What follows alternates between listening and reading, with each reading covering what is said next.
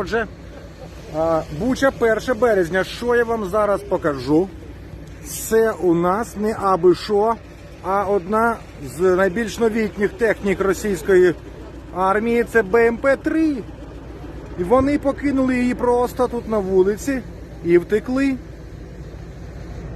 Напевно, вона трохи пошкоджена або поламалася, бо наші досі її не забрали. Але стоїть з виду дуже новенька. Ось така, щось там трохи покоцано, може то вже місцеві мужики розібрали її. Ось вона з потужним озброєнням, чим відрізняється від попередніх версій. Я вам покажу, це спарена гармата 100-мм і 30-мм автоматична разом із нею. Це потужна грізна зброя, але вони її покинули.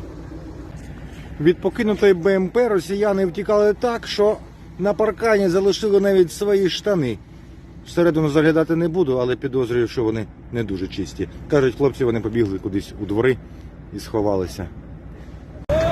Ну що, друзі, зрештою ця техніка поїхала до своїх нових господарів. Поїхали до свого нового дому!